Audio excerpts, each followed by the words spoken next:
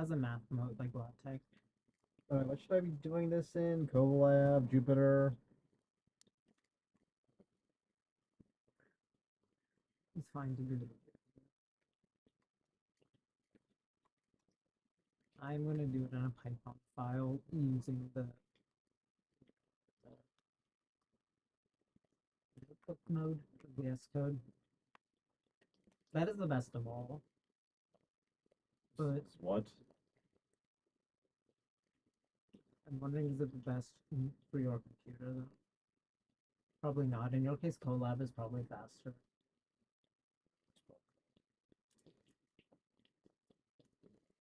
Yeah.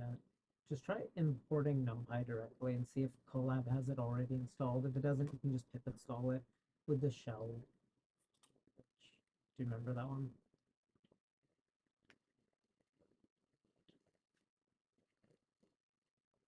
I mean, you show it to me. I didn't ever do it myself in a meaningful way.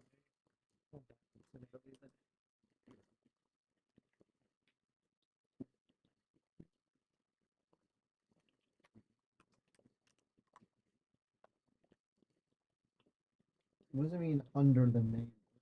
Like, am I just a rename NumPy, or is that just the name of? The package itself is not, its default name is not MP. So you want to refer to it as such. So import NumPy as NP? Yeah. Although I'm going to stop saying yeah for a bit. When you have such question, run it and find out. You have one shift to enter away from enlightenment in many cases. But always make a prediction about what it's going to print out before you do it. Then do it. Like seriously, always.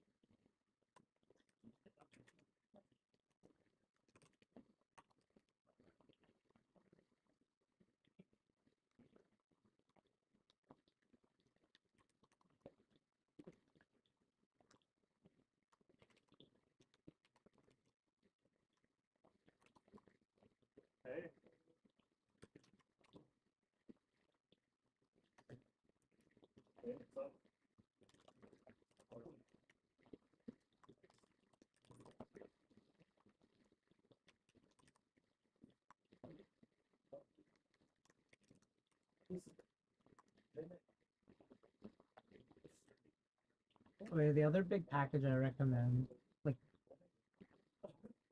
Jax typing. The name is a bit misleading. It's not restricted to the library Jax. It provides shape information. Its main benefit is literally just like a better form of comment. There's things you can run it with, but even just having the shapes, you'll be extremely grateful for them very fast, I promise you. And these days with GPT, like I mean, you shouldn't have GPT on at the moment, but when you do get it and you use it, this will like save your ass. What is this? Like, is this like a type of notepad or? No, it's this like whole bit is what's being added, where it defines some data types, which essentially give semantics to, like it's saying that X is, well, it's a tensor arrays kind of misleading, that contains floats, which by default are 32-bit, which has two dimensions, which are named just 1 and 2 in this case, which is kind of a boring one. And then this Y has 2 and 3, but that would mean this one and this one are supposed to be the same. Oh yeah, and it's asserting a matrix multiplication, so the output should be 1 by 3, which is what this asserts. And then dot dot dot. And by writing intermediate shapes of intermediate things, you'll sanity check yourself. You can also run shape checker. Yeah, like the two most popular, blah blah blah. But it'll try to inject dummy arguments of the given shape and check if it works. But the matrices it would create are just like random jump. The alternative to this, which you will end up doing inevitably, like basically Why is this? Why are the two integers one input? given as a string. Oh, it's literally a string of integers. Why would it be that way? Like this, these are just names. It, the reason it's given as a string is because the string is interpreted by the library in a particular way. They've done something else, yeah, maybe, but they didn't. And in the absence of it, you would end up just writing a hashtag for comment where that would have went, where you end up just writing like dim1 and 2. You probably wouldn't write float array. I would abbreviate that. But the rest you would write exactly the same. And it's better to have it as code that can be checked than as a comment that you're just reading over and over. Comments get stale, code doesn't. Stale. Like someone changes code and over time it evolves and changes. Like, yeah, it's as living as anything else. And now your like assumptions and therefore the comment are just like wrong.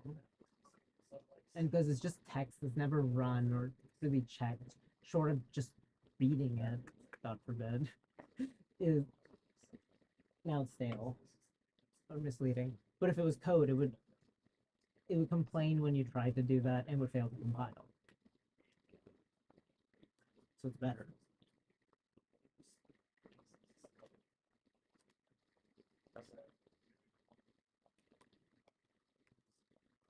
So yeah, add shape check. You'll be grateful for it, right?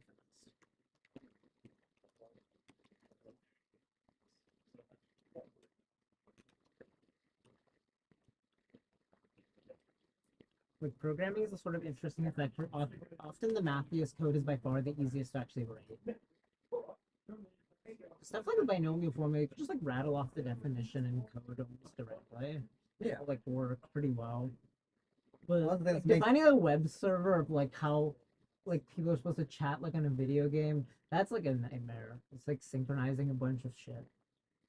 Ever seen that video of Pokemon Red playing the Twitch chat? Yeah, I remember this.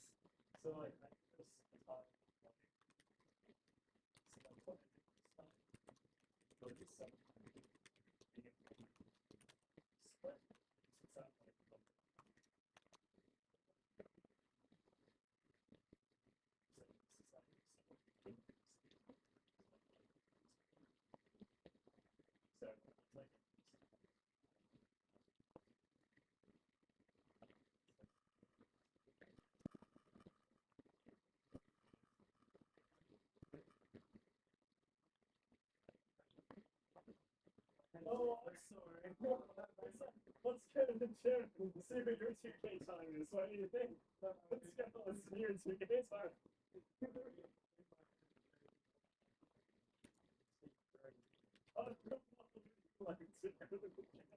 I feel like you were like better.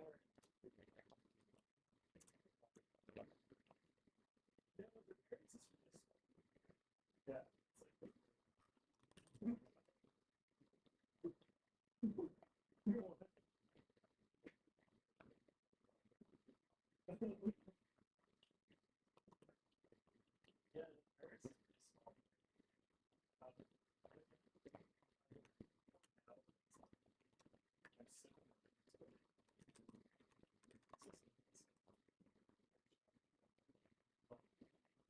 So that's one thing.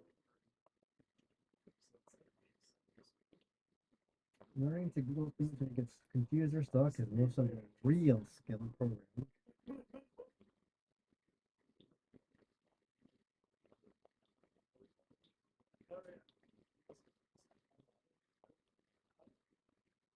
Oh, you also be useful using items.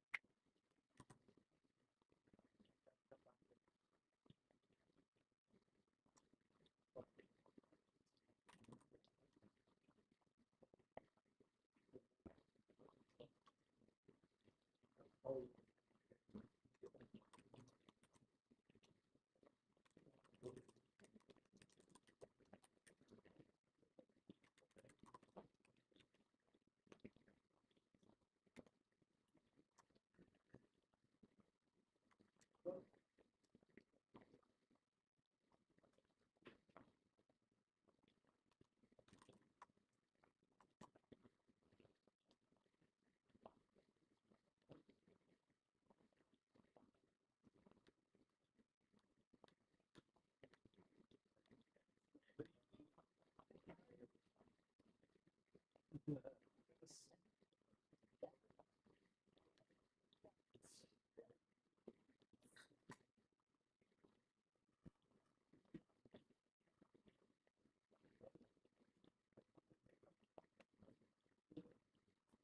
so what's the new story?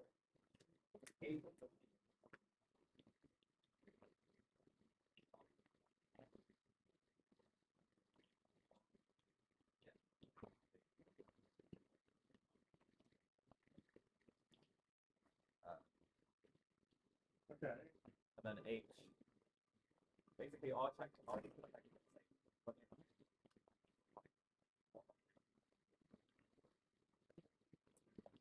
What are you doing?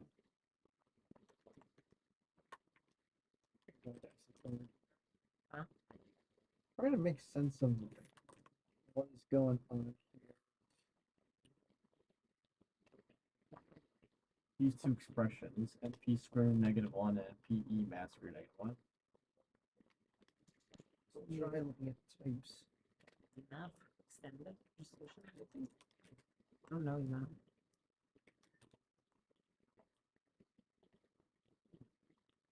Functions with an automatic domain. Oh my god, does it return the complex thing? Oh my, this is what I want. Oh yeah, hell yeah. Which one's the one you want? The Yeah, because the normal NumPy square root for negatives won't give complex. It'll just give. It won't even error. It'll give a nan. Well, nan's better than error, but it should give a complex number. Does it pick both, or does it explicitly take the positive? fucking J. Oh, you computer scientists make me sick. I only have a degree, bro.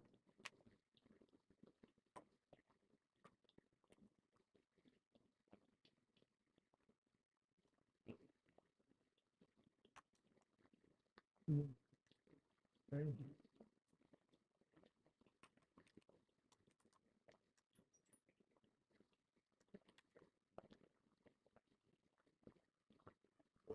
perfect.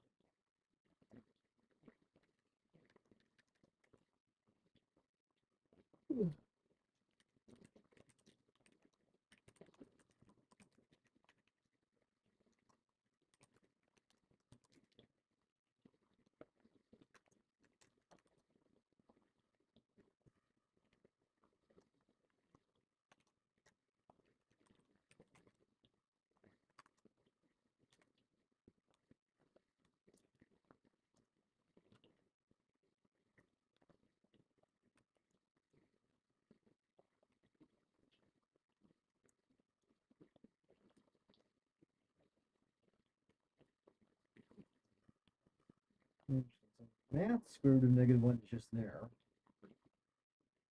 Math is the one meant for. I see. You already have a lifetime of experience with people having no idea what you do, so that's nothing new. Are your parents into math? No,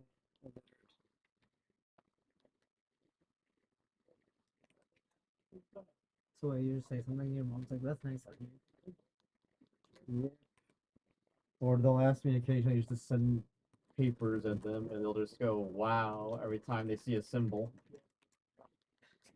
I remember one time I just took a paper I was reading, I just flipped it upside down. It's like, okay, so this is what a person sees when they see a math paper. Where even parsing one symbol suddenly became a trek uphill. And the whole thing felt like if I could read it, would just be like on top of the world, having finished an odyssey of 10 years.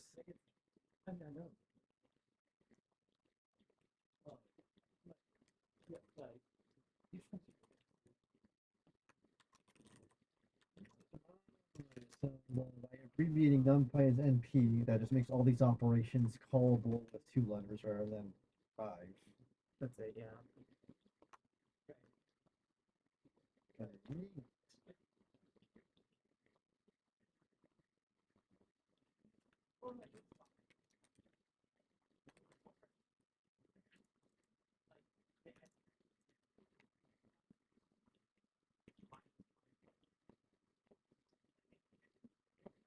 It's like, why are the types of these things? So it's a little, so the type of np.emas grenade one block, it's numpy.complex, not just complex. It's like, why does not numpy want to make like its own parallel set of Because variables? the data types. This is the part where the low level stuff is now important to know because it's the reason. Because the high level stuff in Python, like integers are arbitrary precision. They're as big as they need to be. But that's not efficient from an operation perspective. Operating on non-fixed length things can be like over 1,000 times slower. Yeah, I can imagine why. And so often, like, okay, like in ML, 32-bit float is probably the most common, which can represent what, like 4 billion values at most. It's not spaced evenly across the line, which is good, but like the bigger and bigger numbers it represents, the lower precision they are. You try to squeeze the continuum into just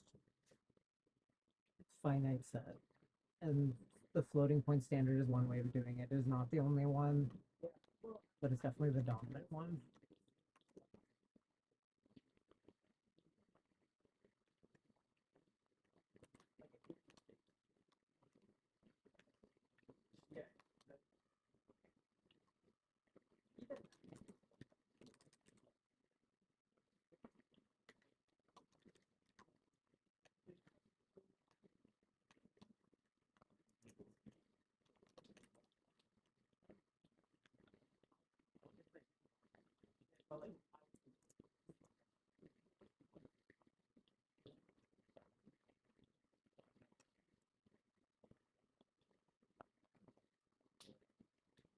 Something amusing to me about type 0J complex. You notice that really dumb thing I kept doing in my code where I would add 1.0 and subtract 1.0 just as a way to make it a float? Oh. No, it didn't. I'm sure there's a simpler way, like Usually, yeah, just put the word float around it. This will usually work. Don't do.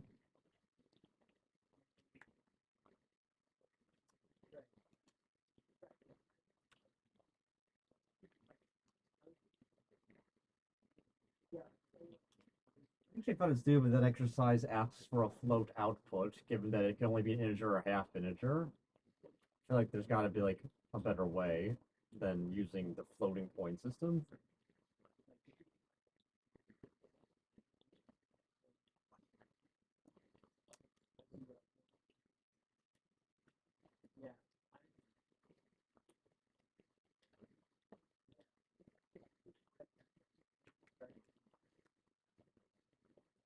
There are other suggestions besides floating points like posits, but none of them are mainstream.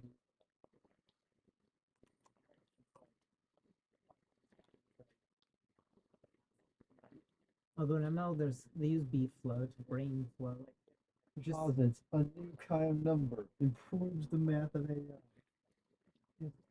it's just adding an unsigned projective infinity instead of all the nands. It is pretty good, but its problem is that it typically has variable length numbers, which is usually a non-starter. That's what you say? A non-starter to variable length numbers.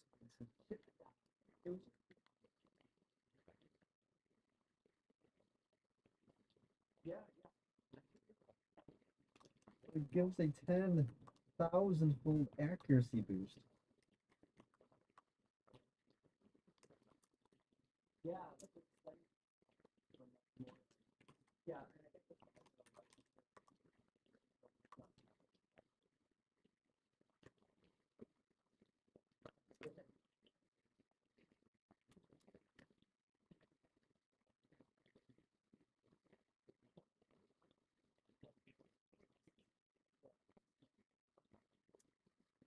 Tomorrow I'm gonna get the second monitor from SF, and then bring both of them over there, even and we can stake that as a workplace.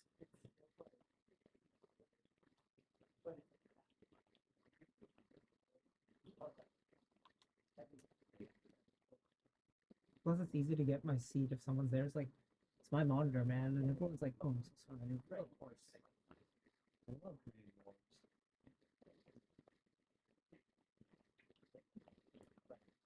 Oh.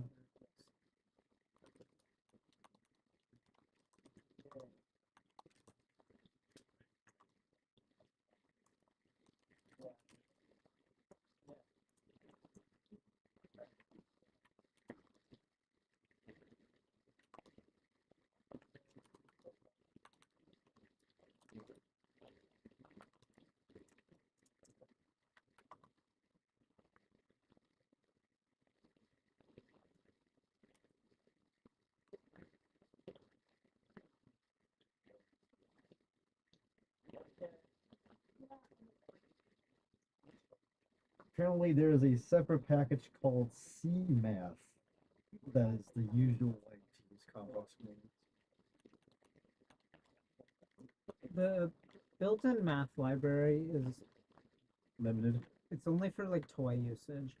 One, because it doesn't have as many functions, but two, and more importantly, because it's slower.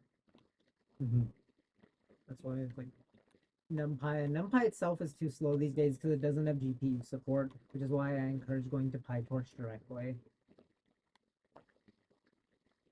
Also, their APIs are like 95% the same. Like, you told someone you didn't know NumPy, but you knew Torch, and you actually knew Torch, literally no one would care.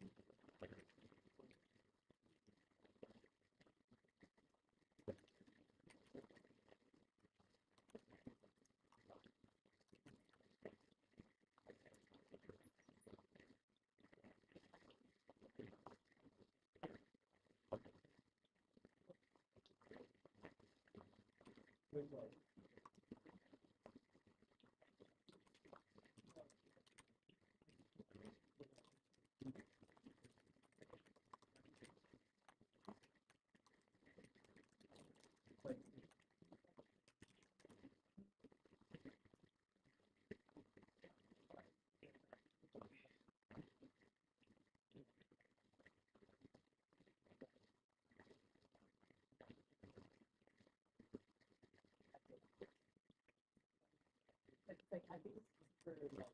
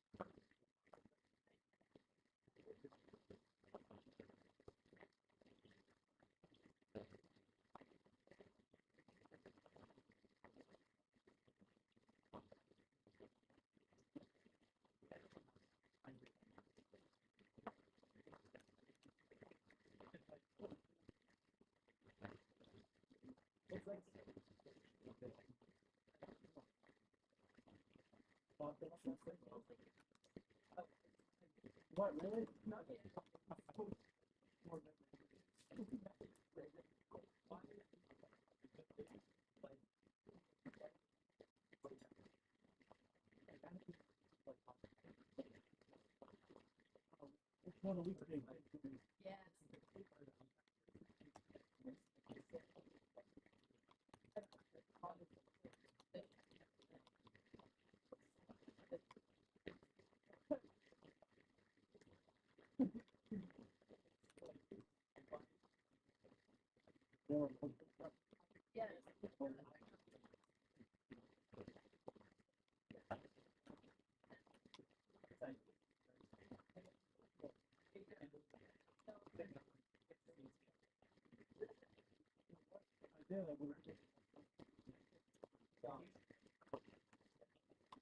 I won't.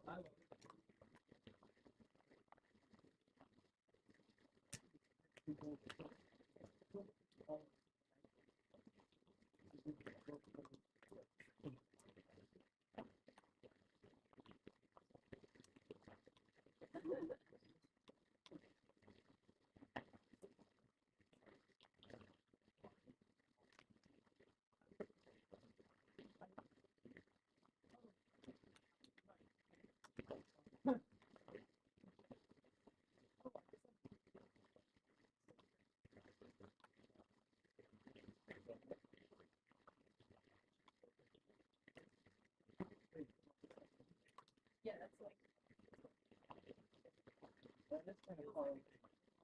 What is that?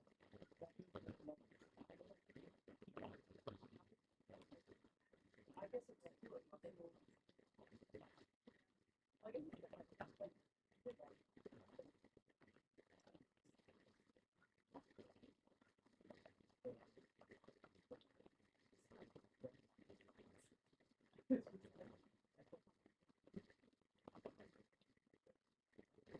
if I was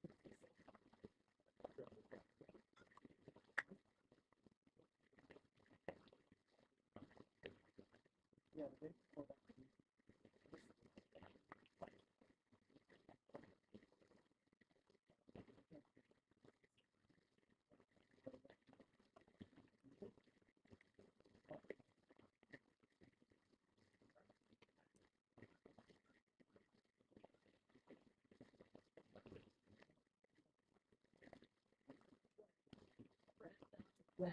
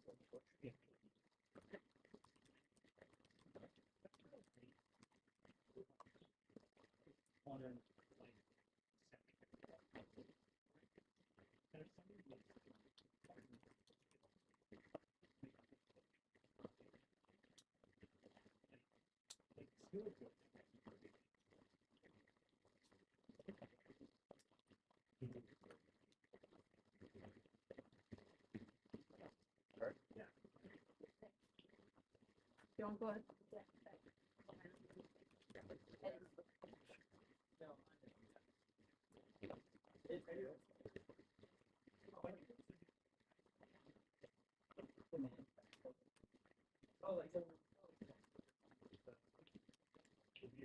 Right, right.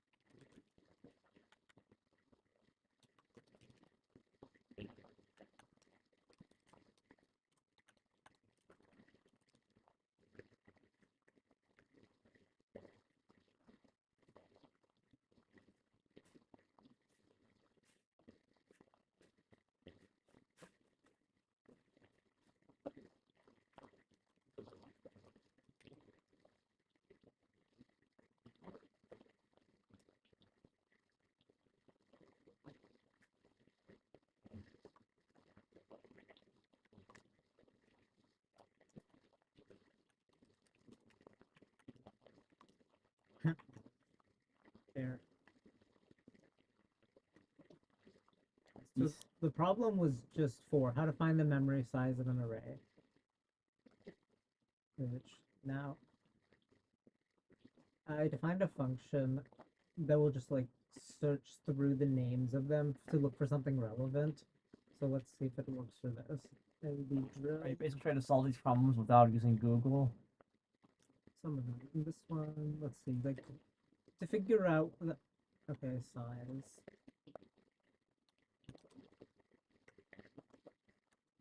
Byte.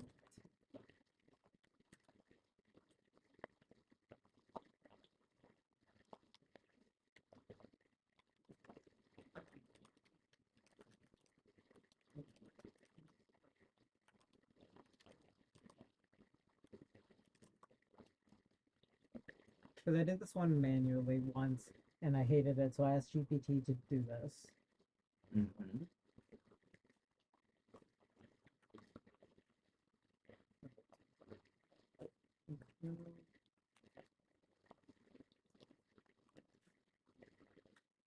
Okay, there. So probably n bytes is something like what I want. What are you looking at? I'm looking at the bottom right. Oh, So the left half, Is the Follow. code. yeah, and then that is running it, and I'm using keyboard shorts to do all of it. N bytes of the torch name. The little brackets around it mean So that the attribute, thing the is attribute means that that's the kind of thing you call with like a dot to this. Yeah. Okay. I just Yeah, know so this like- because I kept seeing that in errors. Yeah, Sounds so like like an attribute. so t dot empty, empty would be the attribute, and get attra empty t would give you the t dot empty function. T is a shorthand for torch. Torch, get attra of torch, comma string The empty. torch is the object. Yeah, when you import it, like when you import things, Oh, you just import. That's what you imported as. Yeah. Sure. Okay. because it's a top level namespace and it contains its own sub namespaces of stuff, where its own variables. Like if you define a library called L, Okay. yeah, and some variable A, then I'd refer to it as L.A.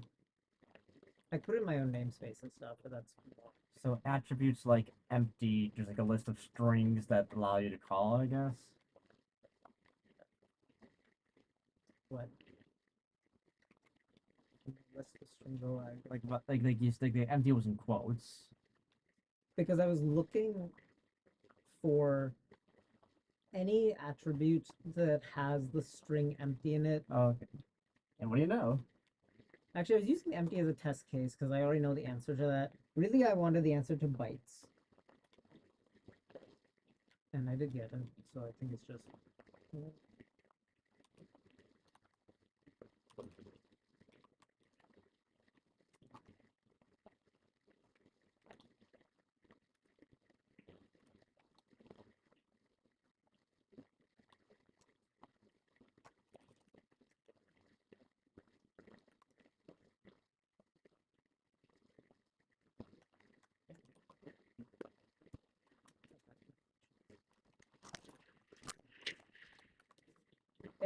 Oh. Shit's fine. Okay. Gotta get the documentation. Help of numpy.add.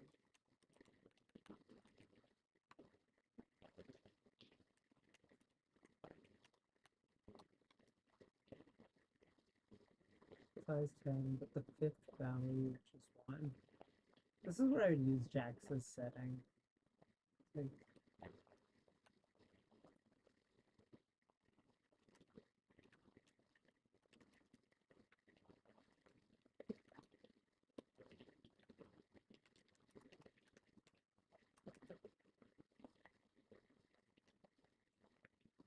this type checker is not right.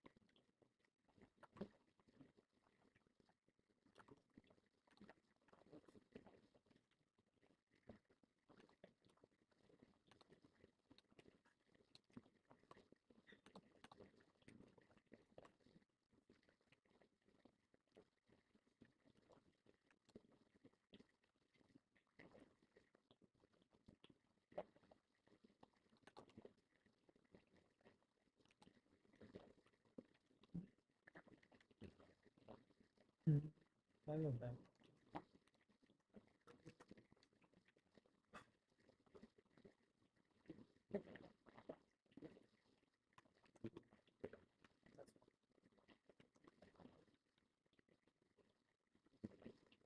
These really are.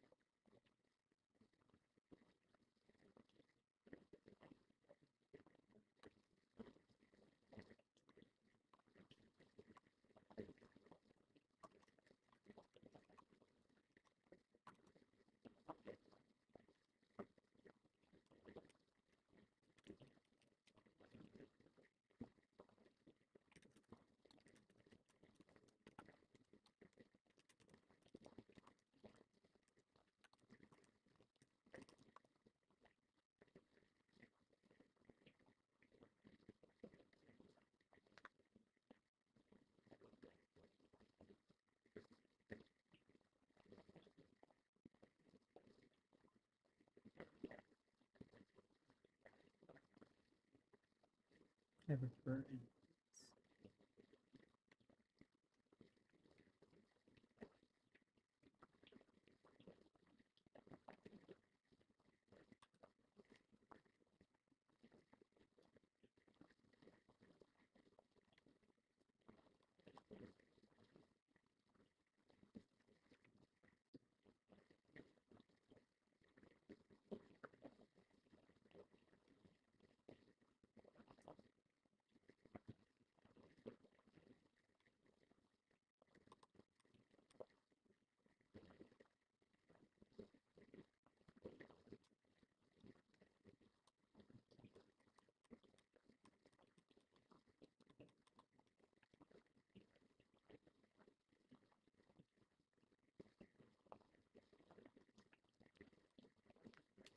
So,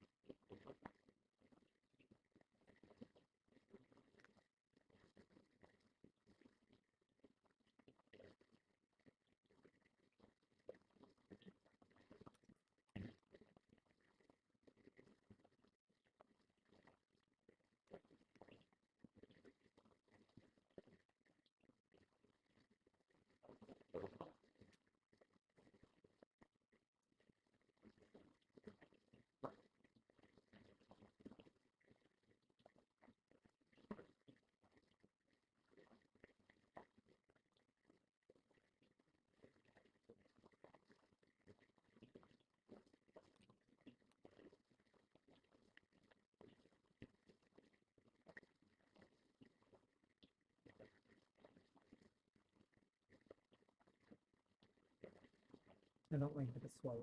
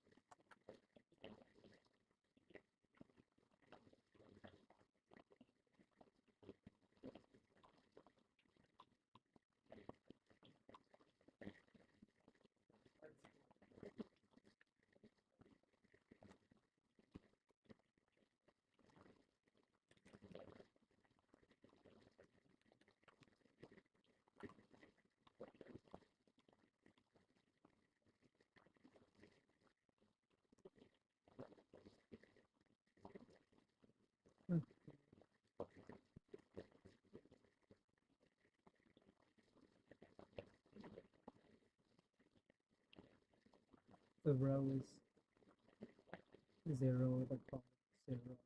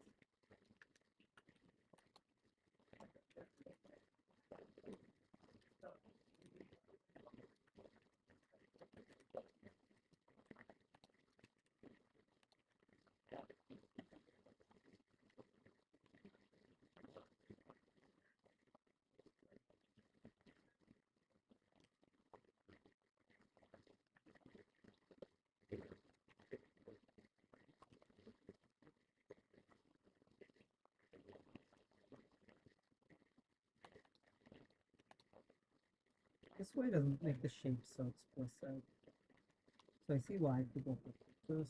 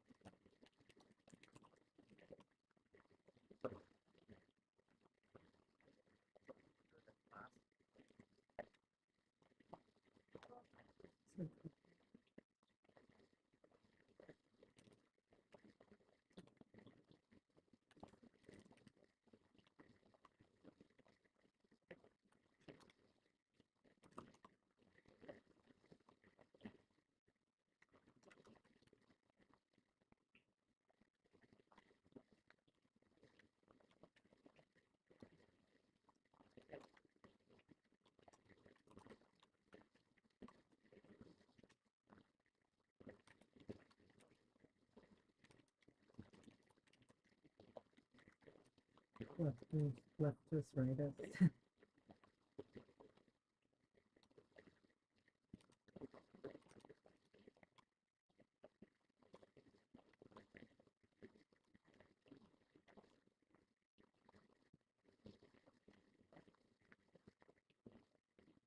Is there a way to combine those? Maybe. Oh, and I could use negative signs for index.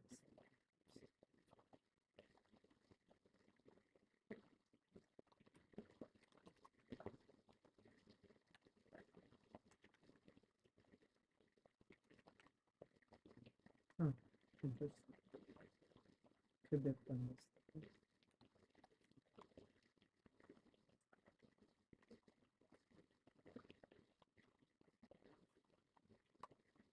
Okay.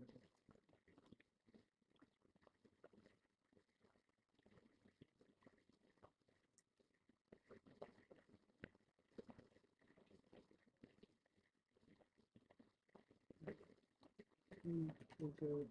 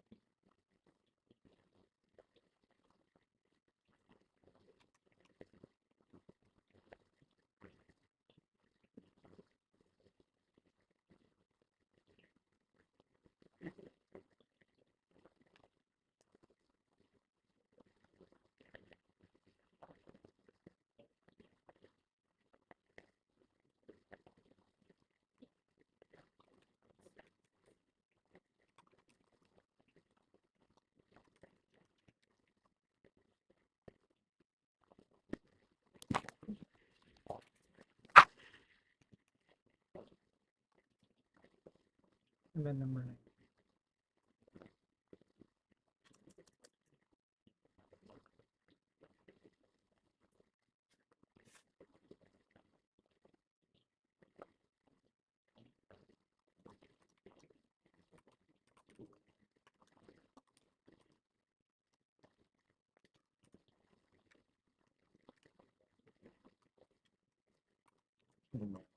Stereotypical program exercise.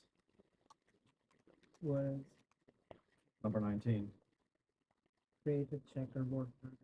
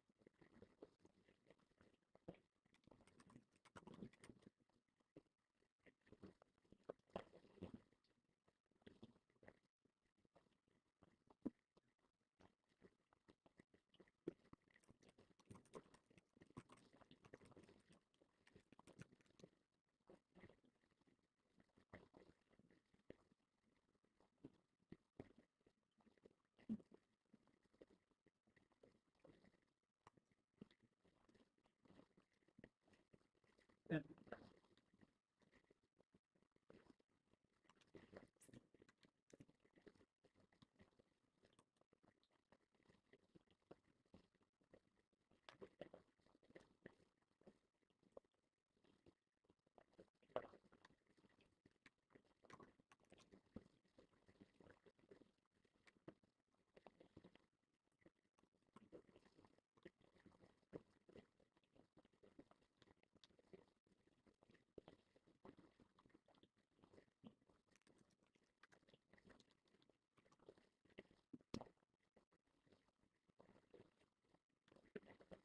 What do you? Couldn't read about how PyTorch works. Trying to compare the concept of tensors to what we understand of tensors.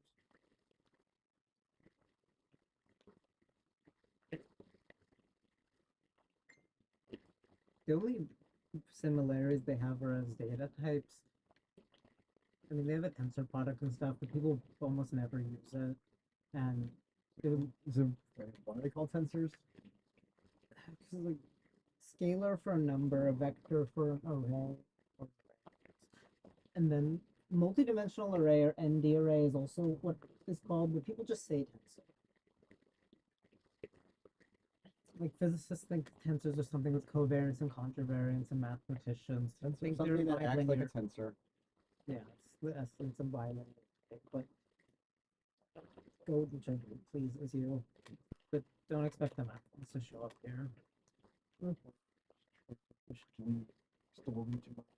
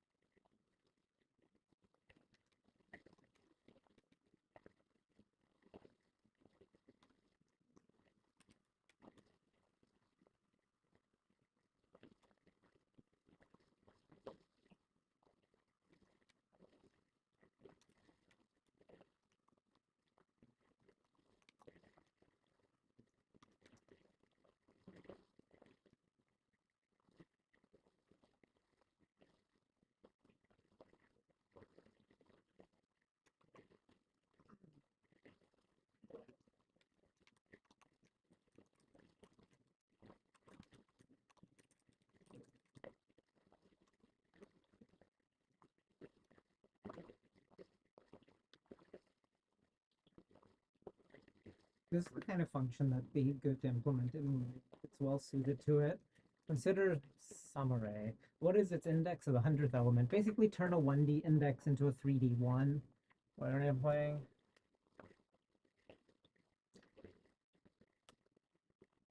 We're writing a 2D to 1D function is pretty simple, and 3D maybe, but at this point it starts getting kind of generalized. One way to do it is to just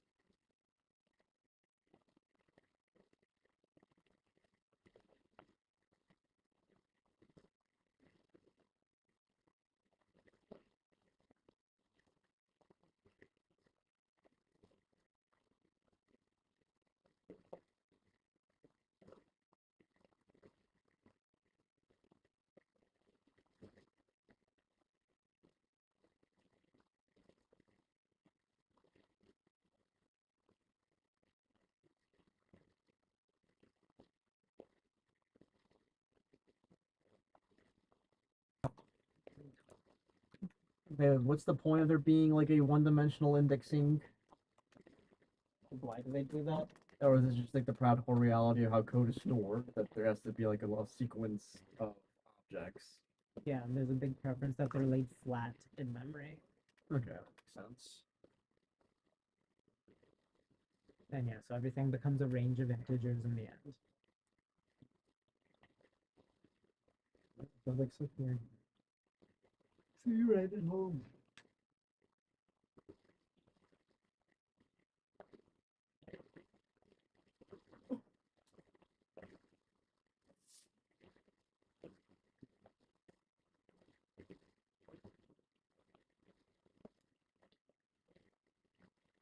So many linear algebraic tricks here. Like, how would I create a circulant matrix? Like this checkerboard Circulant matrix? What? where the rows and columns. Sorry, each diagonal is like the same. See, and in this case, cycling through values. I did it by just creating ones zeros and then switching evens and odds. But there's almost certainly some faster linear algebraic way of doing it. Which exercise was this? It says right there, 19. Create an 8x8 matrix and fill it with a checkerboard pattern. And that one is the implementation of it. To create the actual checkerboarding, it's like I start with 0 and I check indexes even or odd. And So you're asking like basically what's the 64, like the flat 64 sequence that produced this? Yeah. The 3D indexing is a separate question. Yeah.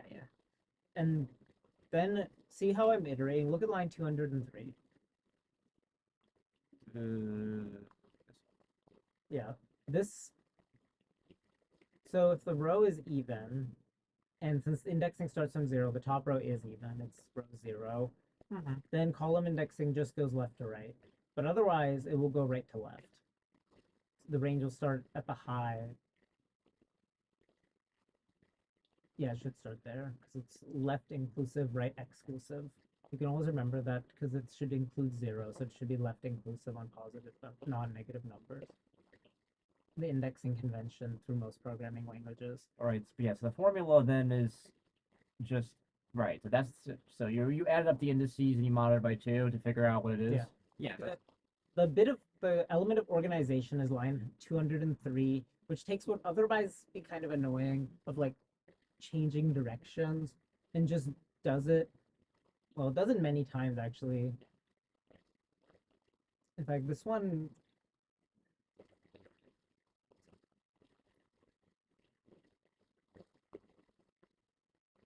Oh yeah, that works. Okay, good. And so this is able to capture decimal complexity. In this case, with a range object, which handles the iteration aspect, and then this line becomes very trivial just for C and C. Really just a filter.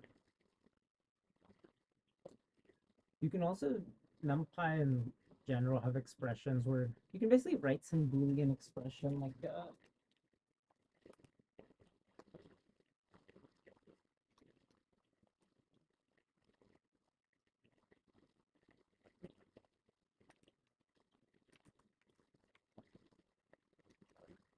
this expression, which returns a Boolean matrix, which will do the comparison element-wise of out. And so it'll return a matrix of indexes.